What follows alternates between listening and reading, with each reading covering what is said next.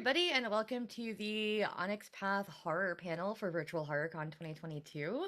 We are super excited to be here. I am Dixie Cochran, my pronouns are she, her, and we're going to be talking about a bunch of the different horror games that we do. Although some people might notice that They Came From is conspicuously absent. That's because we have a dedicated They Came From panel on Sunday morning with myself, Eddy Webb, and Matthew Dawkins. So that's when we'll be talking about that. And I totally understand if you are not watching this right now and you're going to watch it later because you are watching Matthew's delightful actual play of They Came From Camp Murder Lake, which last time I looked at it had devolved into They Came From the Dive Bar where they were playing an improvised punk song. So Am I missing this? Oh, it was amazing. You should watch it later. I should. So since you have just spoken, who are you? Oh yeah, I've drawn attention to myself. Oh no. My name is Eddy Webb. My pronouns are he, him. I am one of the in-house developers at Onyx Path Publishing, as well as the executive producer at said Onyx Path Publishing. I have worked on games such as Vampire the Masquerade, Vampire the Requiem, most games starting with the word vampire, and also Realms of Pugmire, which is totally a horror game, and I will fight on that point. Like every other Realms of Vampire. Realms of Vampire. They're actually, Ian Watson, known shit poster, actually did a graphic of a Yosha with little fangs and wrote vampire in the Pugmire. It's amazing. Yeah, it's the crossover that we all deserve. Dee? Hi, I'm Dee. My pronouns are she, her, and I am a freelancer at Onyx Path, developer, writer, game designer, all around doer of things. And yeah, that's me. Doer of things. That's doer of things. All right, and we also are here with Monica. Hello. Hi, everybody. I'm Monica. My pronouns are also she, her. I am also a doer of many things, but I am here, I think, because we want to talk about Assassins, which I don't know that I would call a horror game, but I think you could make it a horror game. Maybe we can talk about that in a little bit. Yeah, no, I have given, since Neil's running a game of it tomorrow night, I have given him a full leave to make it gory. Spooky. I'm like, make it horror. Like it's fine. I mean, I think there's a lot of our games that we can run sort of in the vein of action horror. Mm-hmm. Yep. Stay tuned for later when I talk about how you can run Exalted like a horror game. That wasn't even on the list of games we're going to talk about, but I'm going to ask Monica about it anyway. Okay, sure. That sounds fun. I will make also the other thing on my credentials list is just we'll make everything about Exalted. There's that too. I mean, that's fair. That's fair. Sure. That said, we are mostly here to talk about the games that Onyx Path owns and produces in-house, which includes Trinity, Scion, Rose Pugmire. We're in partnership with Eddy on, but we pretty much produced everything for it so far. Yep. Skarglands and Dystopia Rising Evolution, which is also a partnership game, but one that we have had pretty much full control over the TTRPG part of. Right. I mean, with, people's permission. Right. So, Eddy, you've been the producer on, I think, all of those? Yeah, I think so. Yeah, because Eddy produces too many games. Way too many.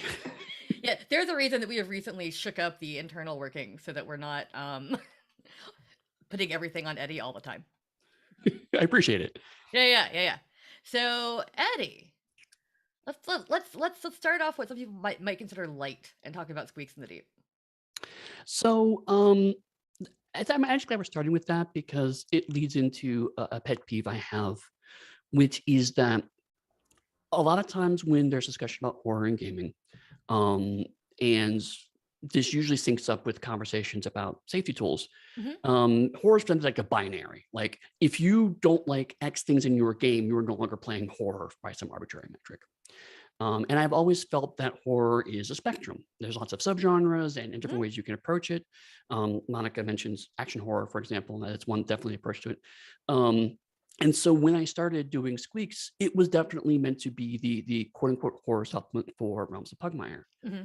But Pugmire has always been a family-friendly game. So the word I landed on when I talked to the team about it was spooky, right? I wanted it to be kind of kid, young adult, haunted house level of horror. Yeah, it's Goosebumps. It's not Fear Street. Like right, exactly. It's not Stephen King. It's R.L. Stine.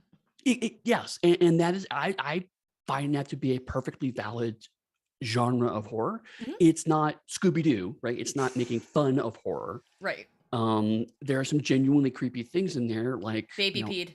Yes, entire rooms full of plastic baby heads that have become sentient. I really hated that. Like, I don't know why, but like that actually, I was like, ugh, don't want that in my life ever. They were all talking. It was bad. Yeah, you can thank Joshua Deitch for that one. That was definitely all him. Of course, it was Joshua D. Of course, it was Joshua. Spooky motherfucker. But I mean, you can do horror in the way. So, like, I mean, one of the things that we wanted to do with something like Squeaks in the Deep is presents a creepiness, like being underground. And when there's a lot of fantasy games where being underground is just basically like being above ground, but with less light, and it's not Right. really horrifying in that respect. But like, you are digging into the depths of the earth, and given the conceit of Pugmire, where this is many thousands or perhaps even millions of years after today, there's architectural stuff, there's corpses, there's all sorts of things underneath the ground, and we have ancient traditions and myths about horrible things living under the earth. And so I wanted to tap all of that, but it was, again, a very specific lens through that, weird moments, and definitely moves more towards the weird than the gory. Mhm. So there's lots of like, this is scary because it's a jarring juxtaposition. It's scary because it's not what we expect. It's not scary because something is ripping you limb from limb. Right. Yeah, and I mean that's something that we always talk about when we talk about safety tools and lines and veils. Is like the I think the coolest thing about lines and veils, and I think there's gonna be panels on this later, so I'm not gonna Mhm. get like way into it. Is that it lets you know what you can do to your players, Mhm. not that it restricts you. It Right. like oh well, no one put spiders on their list, so guess who's getting covered in spiders, and that's great. I love that. To me, safety tools give you permission to lean into the things that your players aren't triggered by, right? Mhm. D, you looked really excited when I said that. Do you have a thought?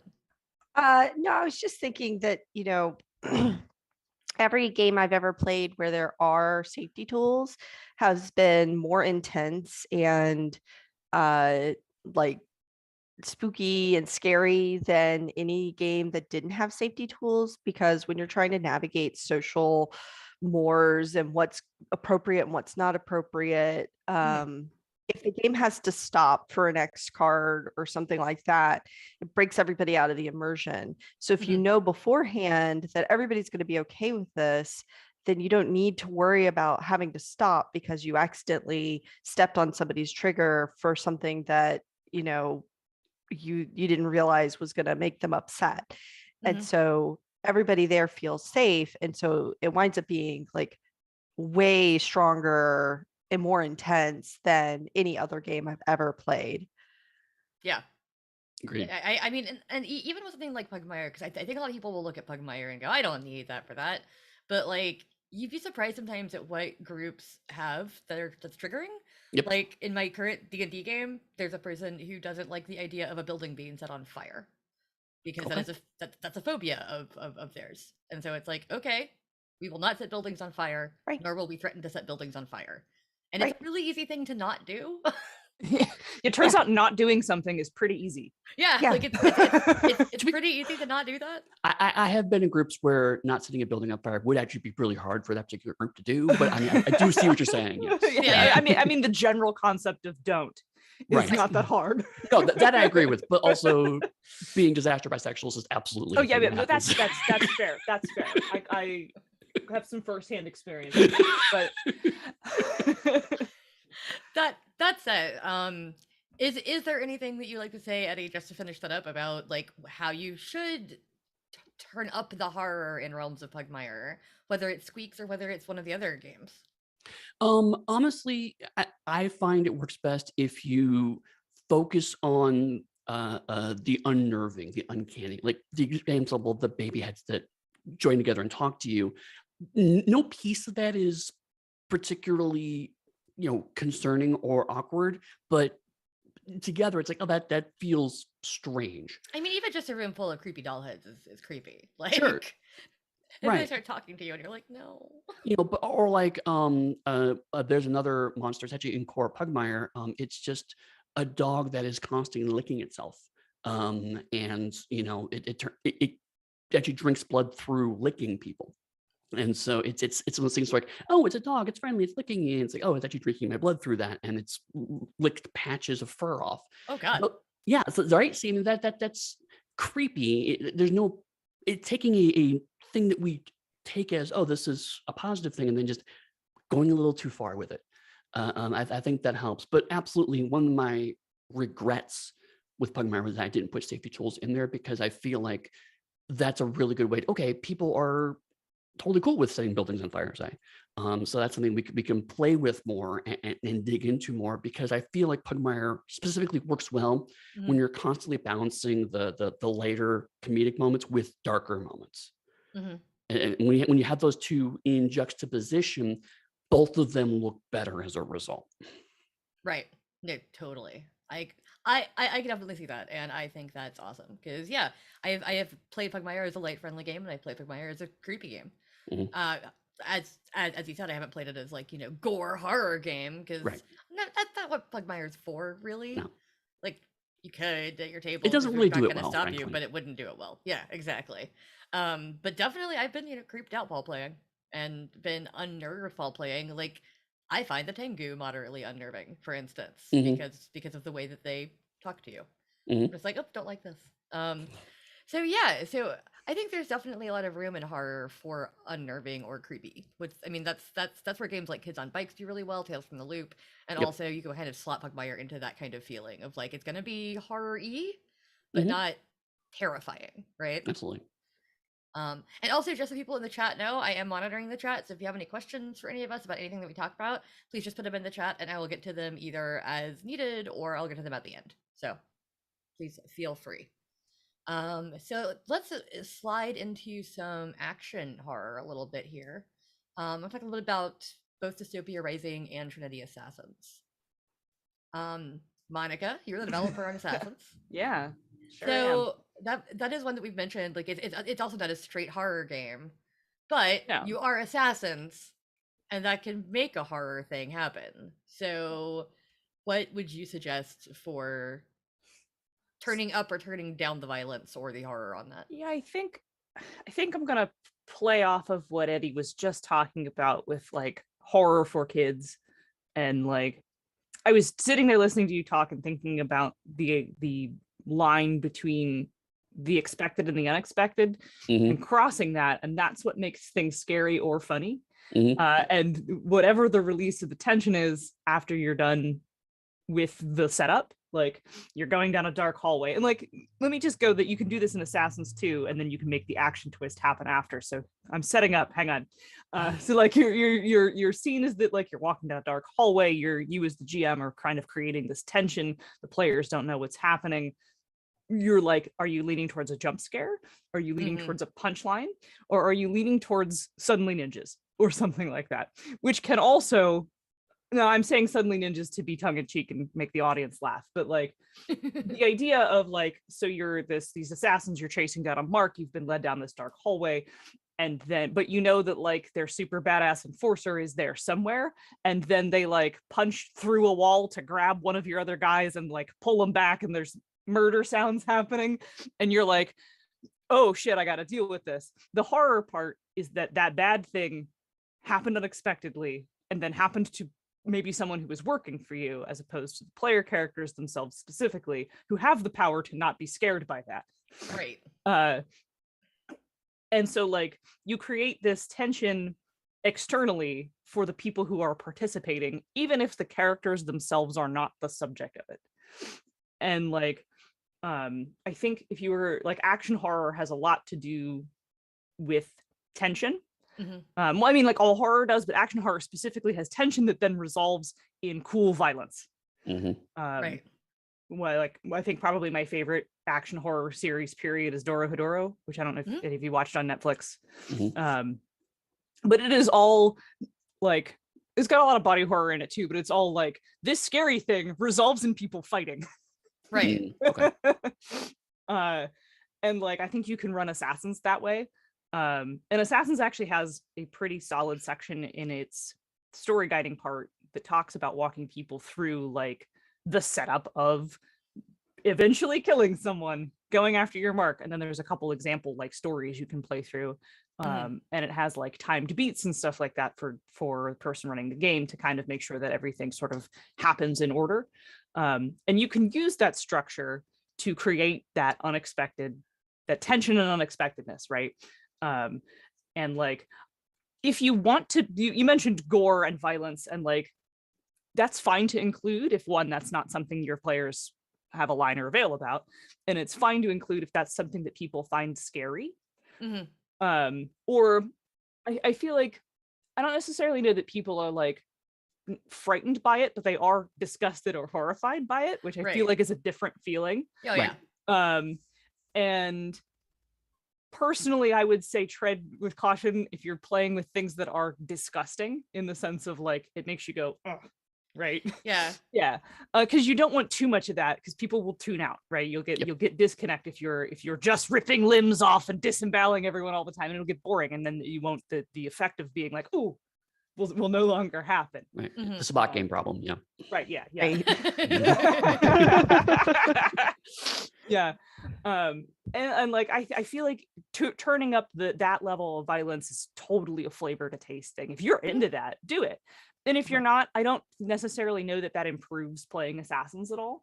But I will say that Assassins does give you plenty of tools to create tension and then break it by having a cool fight. Yeah.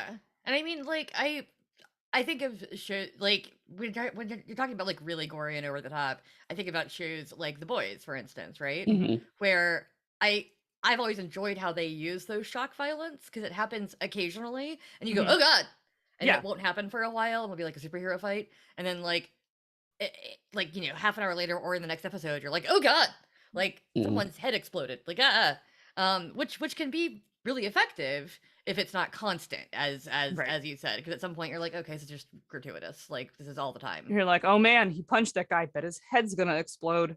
Yep, there it goes. There it went.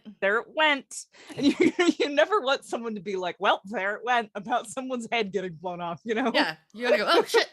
yeah, you want that to provoke a little bit of disgust. Yeah. So use the tools that we gave you to create tension and make spooky scenes in your games, and don't blow up people's heads too much. I guess that's where we are. There's one thing you learned from this panel. Don't blow up people's heads too much. Right.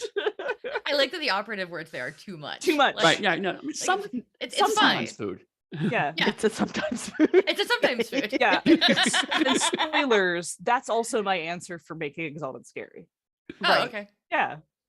It's the same principle, because they're kind of both games kind of are based in a little bit of the same source material, with both of them drawing very strongly from like martial arts films. And like I've seen some martial arts films that have parts that are pretty scary, or at least like spooky, where like the tension, like I said, the tension is built up, and you're like, what's going to happen to these people? Who's going to get hurt? And then a cool fight breaks out, and it breaks the tension that way. And like both beats are pretty important to turning both of those into games that are spooky.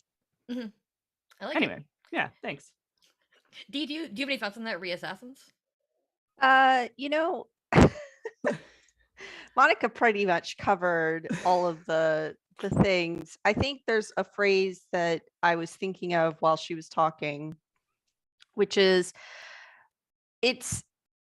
and while Eddy was talking about horror being a thriller, right? There's a fine line between thriller and horror, and a thriller style horror can really fit well in action horror, where the what's going to happen next, what is going on in this situation.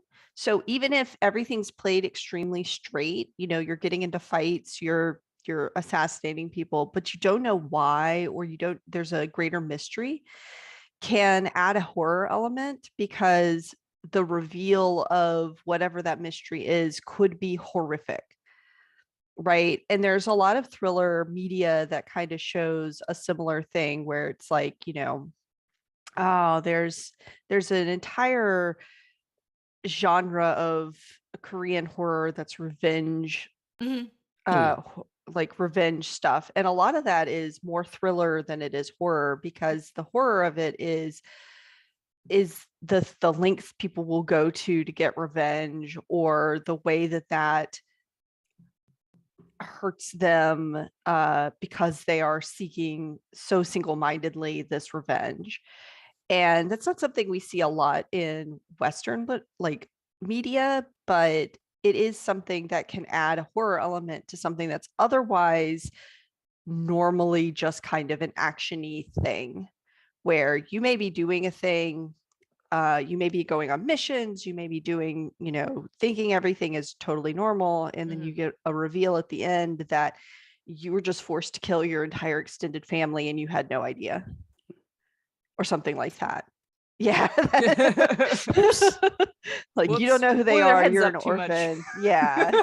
Whoops, all relatives. Well, right. Like you were an orphan and you didn't know that any of these people were related to you until you find out that now you're, haha, everybody you just killed was your entire extended family, and you'll never have a real family. Haha, you're actually a monster. Yeah, exactly. Like, and that kind of reveal can be horrific. And it's a reveal. There's not horror going on while that stuff is happening.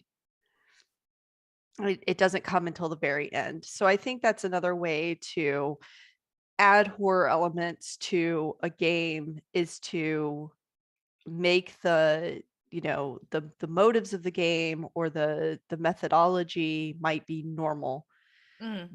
But there is something going on in the background that when you figure it out, when the mystery is revealed, it is something terrible. Is a great way to subtly add horror to a game. That actually got me thinking, is because both action and horror ultimately use violence as a way of promoting action.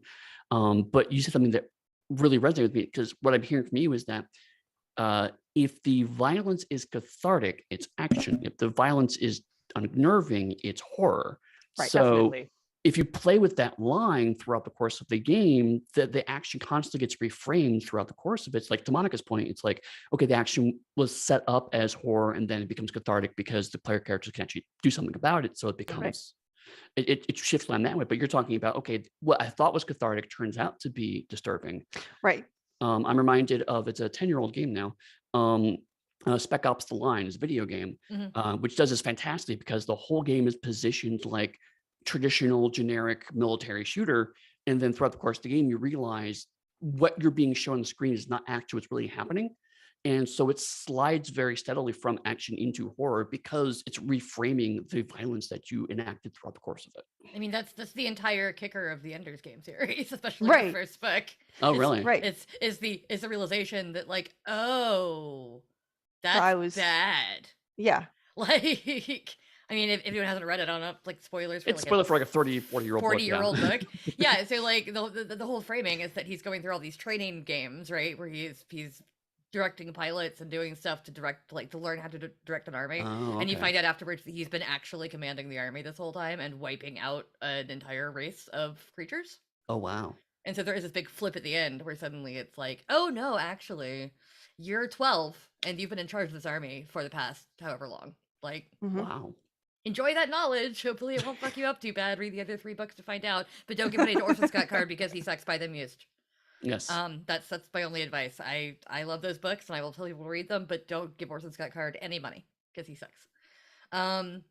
But yeah, so like that's actually really interesting, thinking about just reframing violence and what that can mean for a game, because yeah, you're absolutely correct. Like, I played, I mean, even in games of things like Vampire the Masquerade, which I'm sure everybody in here is familiar with. It's like there's the violence that you, the player characters, are enacting against, humans when you drink their blood, and against other vampires when you're fighting. And then there are horrific things you can do to each other. And there are horrific things that you can do to humans and humans can do to you. And that really does set that. I mean, that's part of why Vampire was always gothic punk, because to me, gothic is the horror and punk is the action, right? Right. So I like this. This is a great conversation. So similar about Dystopia Rising Evolution. Eddy, I know once again you're the producer on that because you produced every book for us for the past ever. It's not true, but for some reason all the books in this conversation he did. So that's another one that I think you can dial up or down the horror on really easily. Mhm. And I think with that one, it mostly depends on the scope of the game. I feel like if you set it a little smaller and a little more insular, it can be more of a horror game. Mhm. And if it's more of a like we're driving across the country in our weird cars to find survivors, that's a little more actiony. Yeah, because like you mentioned, Dystopia Rising is one of those things where we licensed the IP. Mhm. And one of the things that I really gravitated to when I was asked to kind of develop the book was that you can really summarize Dystopia Rising as Mad Max meets The Walking Dead.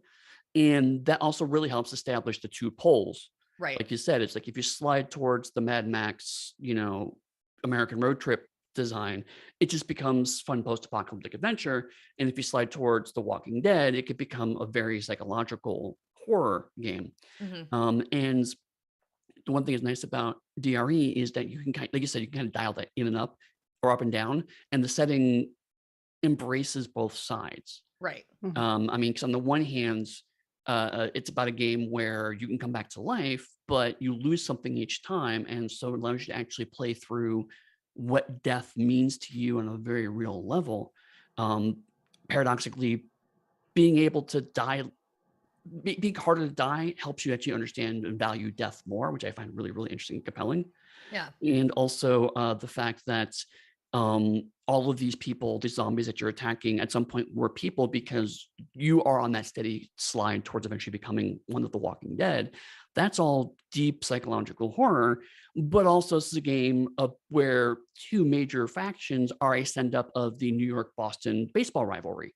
Right. So, I mean, there's a lot of depth between these two poles, but it's not comedic. I think in the same way as Pugmire is. It's more satire. So more these things are really they're more satirical about American culture specifically and Mhm. zombie culture zombie media to a larger degree. So one of the things that I have found when I run DRE is that because it's coming in with a certain amount of horror movie tropes, it's like to Monica's point, like the shock of finding a corpse walking to you, if it isn't already expired by the time you play the game, it expires pretty quickly. Mhm. So you can't lean on that. So you have to find different ways. And certainly shock lasts for a bit, but the splatterpunk, if you will, tends to come out more where the splatterpunk is more set dressing than actual horror. So the gore just becomes kind of part of the aesthetic of the game. So you really need to dial in the psychological components of the horror. Yeah. So it's one of those things where it seems like the obvious answer would be, oh, it's going to be a gory game, but that's not where the horror actually lies. So you have to kind of actually use that and put that out front and lean into that excess. Because like, this is what this game's kind of requiring us. Again, assuming table's comfortable with that, obviously. Yeah. But most post-apocalyptic stuff does lean into that excess because that's not where the actual horror lies. It's a step behind that. Yeah, because I mean, if you look at any media properties that kind of embrace that, whether it is The Walking Dead or something like the Fallout series, also the Walking Dead Telltale game series does it really well, where like you'll run across a corpse and it's like your friend, and Right. you have to put them down. Or in The Walking Dead, sometimes you have to put down another survivor because they're a threat to the group. And like those are the actual horror moments in those shows, are the moments of humans attacking each other, or somebody becoming a liability, or finding your parents' corpses walking around their house and having to decide if you can put them down or not. Like that's the horror in Walking Dead. Like that's it is not zombies and having to kill zombies, because after the first episode or two it's like, cool, we kill zombies, that's what we do, that's just a part of the series. So yeah, the like actual horror is like, oh, this person's sick and we have to get through this wave of zombies to get them to safety, and how are we going to do that without getting bitten or what have you. So yeah, no, I definitely like that. For those who don't know, Dystopia Rising Evolution is a super, super interesting take on the zombie kind of mythos, which I really enjoy. It is definitely a different kind of zombie than you get in like your Walking's Dead. Because it's like Attorney General. Yeah, it's more sci-fi than mystical. Yeah. Well, it's set So it's post-apocalyptic in the truest sense of post-apocalypse, in that you're not surviving through the apocalypse going on itself. You're Mhm. not Yeah. going through, like, a lot of zombie media is zombies are suddenly around and Right. we're trying to survive. Right. But this is zombies have been around for like 400 years and we already know how to survive them. Yeah. Right. And They're It's just an irritating thing that happens. Like, oh God, I gotta deal with the zombies. It's like Right. clean your gutters, you know? Right. I mean, to a certain degree, yes. And there's, and there's other antagonists in the, in the setting that aren't zombies that have come about because it is so far past the apocalypse, Mhm. where, you've got people who are develop weird, interesting diseases, and those diseases create, different different challenges than just straight up, oh, there's a zombie and I might get bit. right. Like, nobody who gets bit by a zombie in Dystopia Rising becomes a zombie. You're all going to become a zombie anyway when you die. Right. Yeah. No, that's a really good point. That's why I always kind of think of Fallout, especially like Fallout 4, when I think of Dystopia Rising. Oh yeah. Yeah. Because that's like that without the 1950s aesthetic is very much what DRE looks like to me. Mhm. Like, you don't remember a world outside of that. Granted, the conceit in Fallout 4 is that you do as the main character, but all the other characters you're interacting with don't. Like, you're interacting with all these, ghouls and synths and people who have been living like this for a long ass time. Right. But again, talking about that sliding scale, like you mentioned Fallout, and that's kind of Fallout when it works really well, starts to slide into psychological horror. It could be a very bleak game. Whereas you can also very easily play Borderlands, which is a much Yes. more satirical take on the exact same material. Right. Yes, which I do play both of those games, as you know. So yeah, no, okay. So I definitely recommend DRE for people that are looking for an interesting take on zombies, and also as we were saying, like, I mean, we could say this about any horror game where you can dial it up or dial it down. Like, there are Mhm. very few horror games that you can't do that with, because they're that bleak. Like, I feel like you can't have a fun game of Bluebeard's Bride, right? You can't have like a fun No, rollicking game of Bluebeard's Bride. Yeah, that's never gonna be a comedy romp. Yeah, but Eddy fell out of a person. Like, I did feel that. you were gone forever. But Gone but forever. but you can have a fun rollicking game of DRE if you want to. And you can Mhm. also have Yep. episodic moments where, like, there's a fun moment and then it goes down. If you think of movies like Zombieland, where Right. it's like, Right. this is very silly. Oh my god, now it's not. Like, that's Yeah. another fun way to do tension. Yeah. Shaun It's of the Dead. like, Yeah. Oh, yeah. Shaun of the Dead is great for that, because Shaun of the Dead has some genuinely scary moments, Mhm. but also it has them, hitting zombies with pool cues to a Queen song. Like, it's a great movie. For that exact reason, because comedy and horror have the same mechanic, that you build up tension and then you release it. And I think that's fun to play with in horror games. Especially depending on the group, because most groups I'm in, at some point somebody will make a joke, right? Even Yep. if it's not a They Came From game, we'll be playing something that's pretty serious and somebody will crack a joke. Often me, because I'm a bad person. But that's just how tables work, There's an ebb and flow of emotion that I think is really cool to play with. Mhm. Yeah. If you want to see Bluebeard's Bride played, which contains both excellent tension building, very scary moments, and also me cracking jokes like a bad person in a horror game, not it was necessary. We would have been too scared otherwise. There's a great AP of it on The Story Told, which Chaz's friend Juliana ran. Chaz was playing it, I think. Nice. And I'm in it too. I play the witch, if you were familiar, who also gets to kind of be the bride's sort of sense of danger. And so it was also fun to be the person who was like, don't do it, don't walk down the hallway. Nice. And then have everybody else be like, no, it's fine, which is very horror movie. That is very horror movie. Yep. There's one person, he's like, I don't want to go down there. Everybody else is like, Yeah, but in Bluebeard's Bride, you're all aspects of the same person's psyche. Yeah. So it became that like also internal argument that sometimes you have with yourself when you're facing down like a dangerous thing, where one part of your brain is like, don't do it. Right. Yeah. And the rest of you is like, what's the worst that could happen? Well, let's walk back to the Onyx Path for a second here. Yeah. I'm gonna talk a little bit too about Mass of the Mythos. We were supposed to have Steffie Vaan on here. Unfortunately, her internet connection couldn't make it. But guess who produced Masks of the Mythos? Spoiler alert: it was Eddy Webb. I do like the fact that you refer to her internet connection as if it were like a defiant guest. It's like, oh, no, I won't make it. I refuse to let you do this. Yeah, no, it was being uncooperative and obstinate. Yes, it's true. Much like myself. But yeah, so Mass of the Mythos is of course one of our Scion supplements, presenting the Lovecraftian Cthulhu mythos characters in all of their horrific, monstrous glory as people you could play the Scion of. So what distinguishes that game from baseline Scion? Also, it was developed by the wonderful Chris Spivey, who did Harlem Unbound and Haunted West. So definitely, like, if you like Chris's work on Scion, check those other games out. If you like Chris's work on those games, check out Mass of the Mythos. So absolutely, and that actually is a great segue into what I think is cool about that book. And as a point of disambiguation, Whispers in the Darkness was going to be a supplement to Mass of the Mythos that Steffi developed separately from Chris. But we're now combining those into one book, so it's basically going to be Chris and Steffi basically developed book. You get one big book all in one. Right. Nice. So I'm just going to refer to Masks. I'm referring to both of their work collectively. That's kind of an interesting take because mythology can be kind of scary and disturbing and gross.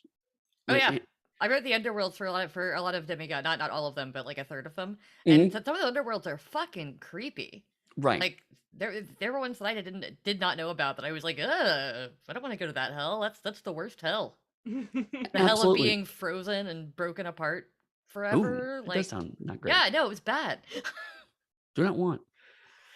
So it's one of those things that like you don't think about it necessarily when you first kind of approach Scion, but like there is that thread there. And honestly, I could argue that Scion can slide to really just by any genre with only a little bit of work, because it's ultimately building from core original stories, and those stories, we draw lots of different, we draw comedy from them, we draw horror from them, we draw drama from them. So it naturally kind of extends to that. And it was kind of something that I know Rich had talked about a long time, even way back when I was still working White Wolf with him, was that, elder gods, scions of gods, it seems like there's a natural pairing there. And one of the things that when I talked to Chris about it, I was like, okay, we loved your work on Harlem Unbound. I know you personally. I think you're very passionate about this, and try to find the balance of working with the monsters, but also potentially using that power to overthrow them. Because I feel like the game can slide both ways. If people really want to play the, we're corrupt, bastard covered bastards with bastard filling, we can play that game if you want to. Also bad game. Right, also bad game. But flip side, if it's my dad's an asshole, but I don't want to be, so I'm going to use his power against him, that's there too. And I remember the conversation, Chris was like, so the kind of work I do, are you okay with that? And it's like, yes, we absolutely want that Lovecraft vibe through this, which is another kind of thing that is interesting about how it evolved, is that there is a small thread of unintentional punk through it, because we're starting in a position of Lovecraft had some cool ideas, but he was a horrible person, and we're not going to celebrate the person. And combined with the potential rebellion against your family dynamic, and the fact that these are elder gods, so it's probably not going to go well for you when you do that, which is kind of the underpinning of most Cthulhu-based interactive fiction. There's an interesting sense of desperate punk that comes through that, of like, I know this is probably a bad idea, but I really want to, do something. I want to change something. Yeah, and like, how much power do you accept from them to be able to make change happen, right? Right. Like, do you take on the mantle of Nyarlathotep to overthrow Nyarlathotep, but now you are Nyarlathotep, so what does that mean? And that's an interesting conundrum that I think some players have also with Titanomachy. and the concept of Titanic scions, which were not specifically mentioned on this game. But when I was making a character for Demigod recently, I was looking at some of the Titanic callings, and I was like, oh, you can make a right bastard with these. Like, you can Oh, make yes. a Oh, yeah. real asshole. Oh yeah, yeah. And that was interesting to me. And because, how? Yeah.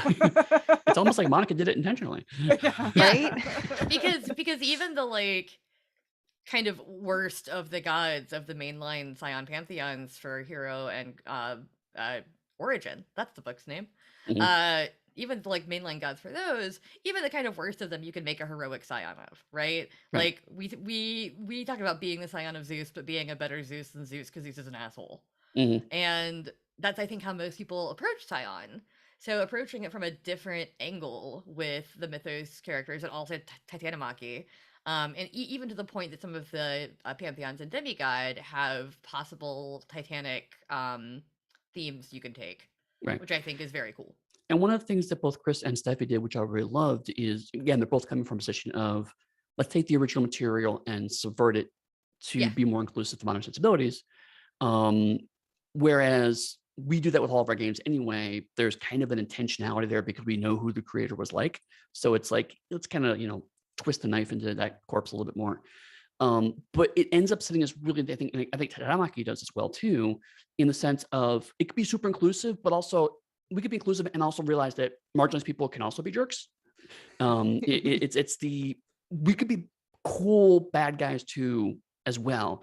We don't have to be dicks about their identity, but all sorts of people can be relentless assholes. Yeah. Turns out being awful is an equal opportunity employer. Right. And I feel like we're amiss if we talk about Titanomachy and Masks, but don't talk about Dragon, which is like True. the thriller Yeah. game. Please. Right. That is true. Tag in. Boom. Oh. Talk about Dragon. Good job. We've tagged you in for all the Scion supplements. Go. Oh no, all of them. Yes, every Okay, single well, Mysteries of the World, Saints and Monsters. Oh man. Well, okay. So let's start with no. So Dragon is a thriller game, like straight up. It's a game in which you play effectively spies for a greater power, a power you don't understand, Mhm. that is giving you weird directions through your dreams. It's telling you to fight a shadow war for them against the gods. You don't understand it. You don't know why you're doing it. And, there's a lot of self-discovery in the element of wondering, what am I doing and why am I doing it? And to be who clear, it's am much I? more Jason Bourne than James Bond, right? Right. Yeah, it is. In fact, that's straight up, you can kind of rebel against and you're maybe expected to rebel against some of the instructions you're being given, or to, that aggressive compliance where you do what you've been asked, but you do it in such a way that it doesn't turn out the way that Nice. I love malicious compliance so much. One of my absolute favorite things. Yeah. And so there's definitely elements in this game where you've got a handler who you don't necessarily know or know well. You've never met, other than you're getting messages in your dreams, compulsions to do things. You just it makes you feel like you don't know who you are. And self-identity is a type of horror that we don't think about very often, but who am I really is such an existential crisis that, we don't think of it as horror that often, but it definitely is a type of horror.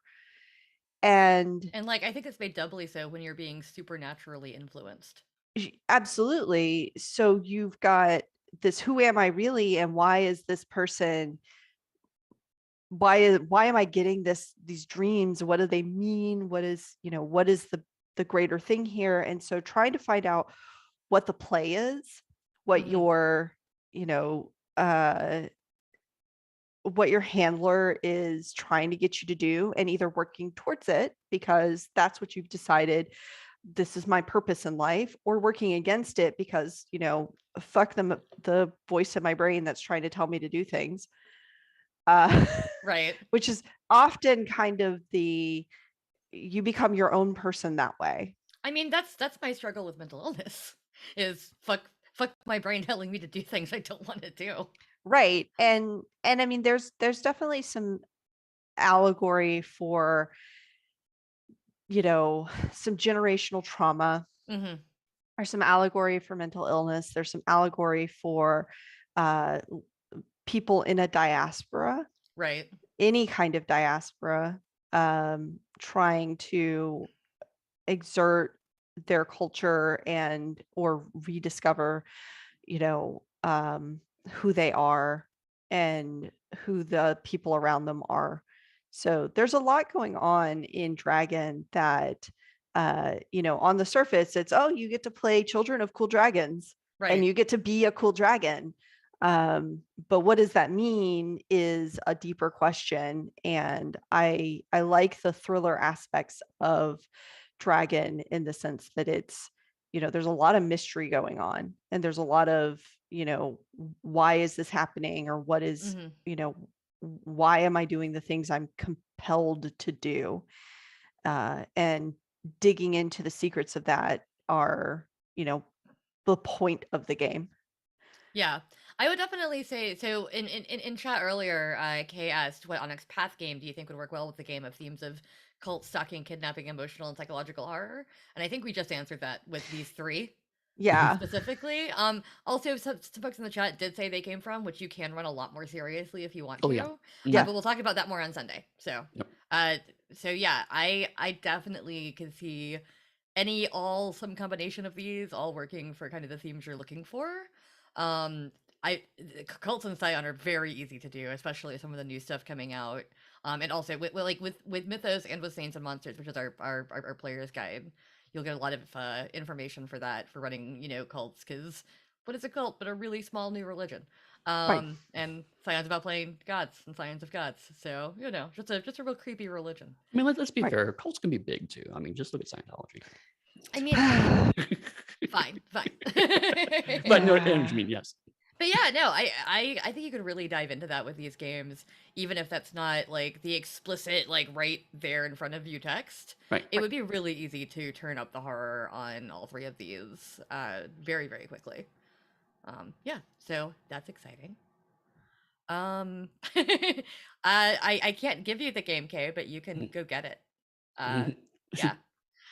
So yeah, no, that's super awesome, and we've like a lot of these books are still forthcoming, but they're forthcoming soon because we have art getting arted, etc. Yep. Right. So that's very fun. I'm super excited to see all of these actually come out. Yay! And of course, Titanomachy is already out as our Scion Origin hero and demigod. So and Assassins. And Assassins, yep. Which we've talked about. And Squeaks the Deep. Assassins is still pre-ordery out. Assassins is it's almost out. Yes, we're in the errata process. Yeah, if you can go pre-order it, and you can go read the whole thing right now if you want to, and it's playable and perfectly functional. Right. Right. So the one game we didn't talk much about so far is Skarglands, which I know none of us is that's our major wheelhouse. I have played a fair amount of it, and Skarglands is just a way creepier D&D setting than a lot of other things. Yep. It is based partially in like a Greek mythological type situation where the titans and the gods are like real and they've been killed, a lot of them, and you're kind of living in what is like a medieval era post-apocalyptic issue. On some level. Right. We also have a forthcoming, or actually it just came out, didn't it? DMR? Yeah. Yep. So we have a chronicle that just came out called Dead Man's Rust that is about a magical disease that is afflicting the Hollow Legionnaires and other folks, and you trying to stop it, which is very much like a zombie apocalypse type game. Right. I think Travis once described Skarglands to me as take your favorite heavy metal album cover and play D&D in that setting. Right. Yeah, our unicorns have stabby horns. Right. Like they will murder you. Yeah, they're not like, nice. There's one sea that's like entirely, it's a blood sea because there was a titan that was stabbed down there and is bleeding eternally. It's the most heavy metal, game setting. So, and once again, we get that like weird kind of mashup where like metal can be horror, it doesn't have to be. Mhm. Right. In this case, it is a little horrific, but once again, it's still a D&D setting for 5th edition. There's also a Pathfinder version for 1E. Mhm. But most of our supplements we've just been putting out in the 5e space. Right. And like you can play a pretty light game in Skarglands if you want to. You can play a typical fantasy game. That's kind of not the point of the setting. The point is that the Right. setting is actively trying to kill you. Right. Right. And also there's a lot of weird shit going on because of the gods, and some of the Mhm. gods, as in D&D, are evil. Mhm. So I love that game. I think it's a lot of fun. A lot of the character choices are really interesting, which Mhm. I think is something that I wish more D&D settings would lead into, is like weird ass characters. Some, like there's a slime person in Frostlands of Fenrirlic that I played. Like she's like a sentient human shaped slime. Nice. That's fun. Who doesn't want that? Yeah, or you could play like a soul bound in a suit of armor. Yeah, exactly. So yeah, there's all kinds of stuff you can do with Skarglands specifically for horror. I don't know if you want to elaborate on that, Eddy or Danielle, because like I've only played a little bit, but we are playing it soon on the Pathcast, which is very exciting. I've never actually played Skarglands, so Oh, really? yeah, I'm familiar with the setting, but I haven't played it, so I'm kind of not the best person to talk about I'm just it. curious. I'm like, if anybody has any familiarity with it more than even I do, because I don't think I do. That's I mean, okay. I actually worked on it a little bit, and we did play one game with Travis actually a couple years ago. But yeah, it's not quite survival horror D&D, Right. but certainly it's very much ramping up the difficulty level. It's one of the things that I remember Rich talking about when they first did the Skarglands setting, like a White Wolf, was part of the intent was to explain some of the weirdness of D&D as a system. So, for example, spellcasters, sometimes when they cast spells, they generate heat. And that's one of the reasons why spellcasters don't wear armor, is because it's actually too hot to wear the armor. Your cleric's relationship with gods is much more evocative of like bargains with demons, because it's really about, hey, do me a favor and I'll pray to you later. And it kind of leans into that relationship a little bit more. So it's like when you start from that setting of murder hobos going around and killing people for their money, and they go, okay, but what if the whole world was built from this concept? You're going to get a pretty bleak world. Right. So it really is a lot of ways D&D taken to a logical extreme. Yeah, no, and Also cat. yeah, sorry, she decided she had to lick my arm. Apparently I'm in need of grooming, which, course you do. probably. But yeah, so that's another one of, I mean, like, I feel like we're like saying it over and over again. You can dial on the horror. True of any horror game. But it's true. And it's super fun. Now my cat's trying to steal dice off my table, because that's Yeah. exciting. I would be remiss if I didn't talk about types of fun Go for it. that go with horror in specific. And I think this can go with any kind of game. There's some, it's a LARP theory, so, bear with me for a moment. Totally. But there's types of fun that you can have at a table or in an event, whatever you're doing. And one of them is the kind of fun where this is fun in the moment. So this is type 1 fun. Yeah. This is fun in the moment. This is what we're doing right now, is creating enjoyment. And it's an enjoyable experience while it's happening. And then there's type 2 fun, which is not actually fun while it's happening. And I think horror hits a lot of type 2 fun where we want it to feel like type 1 fun, but we forget that type 2 fun exists, which is, it's okay if it's not enjoyable in the moment. It's okay if it scares you. It's okay if it makes you feel uncomfortable. Right. After the fact, when you reflect on the experience that you had, you say, I enjoyed having that experience, even if that experience was not fun in the moment. And that is a Right. type of fun that a lot of people shy away from because we want, I mean, some people run directly towards it. Don't get me wrong. If you're the kind of person who like wants to feel emotions, be scared in the moment, feel really tense during your game sessions, like that's great. Lots of people really like that. Mhm. But we forget it. I almost feel like as designers, we forget that it's okay to allow that kind of fun to happen, even in tabletop games, where, you know, you mentioned a game of Bluebeard's Bride isn't going to be fun. It's not going to be rip roaring fun during the session. Yeah. It's not gonna be rollicking. Yeah. But after the fact, hopefully everybody at the table will go, I'm glad I had that experience. Right. That was an enjoyable time, even if during the session it was not. And I think it's okay if a game of Skarglands feels the same way, Mhm. or a game of Dystopia Rising feels the same way, Right. where in the moment it was very tense, it was very intense. Lots of things were going on that were scary or dramatic, or, you know, caused a lot of bad emotions. But at the Mhm. end of the session, you can sit and you can reflect and go, oh man, that was really good. Yeah. I'm really glad I did that.